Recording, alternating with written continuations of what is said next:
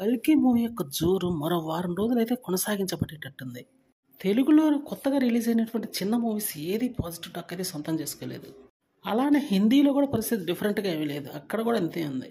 Ajay Devgan recent movie epic disaster మూటగట్టుకుంది.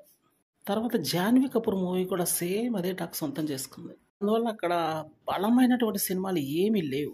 అందువల్ల ఇప్పుడు మళ్ళీ అక్కడ ఈ జనాల చూపు మొత్తం మళ్ళీ కల్కి మీదే పడిందని చెప్పాలి. పైగా ఎలాగో టికెట్ల రేట్లు కూడా తగ్గించారు కాబట్టి టికెట్ కాస్ట్ ఎక్కువగా ఉన్నప్పుడు చూడలేని వాళ్ళు ఇప్పుడు చూసే అవకాశం ఉంది. ఇప్పటికే అక్కడ 350 కోట్ల గ్రాస్ కలెక్షన్స్ రాబట్టిన విషయం తెలిసిందే. ఇంకా అట్లీస్ట్ ఒక 10-15 కోట్లు రాబట్టినా కూడా అదొక మంచి అచీవ్మెంట్ అవుతుందని చెప్పడంలో డౌట్ లేదు. బహుశా ఈ వారం కరెక్ట్గా అదే జరిగే అవకాశం గట్టిగానే ఉందనిపిస్తుంది. ఎందుకంటే అక్కడ ఉన్నటువంటి ప్రజెంట్ సిచ్యువేషన్ అయితే అక్కడ సరైనటువంటి సినిమా థియేటర్స్లో లేవు. వచ్చిన పెద్ద మూవీ కూడా డిజాస్టర్ అయింది.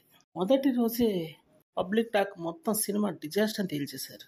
ఎందుకంటే పాత రకమైనటువంటి స్టోరీలు తీస్తే ఎంత పెద్ద అజయ్ దేవగన్ లాంటి సినిమా అయినా సరే అక్కడ ఇదే రిజల్ట్ వస్తుంది.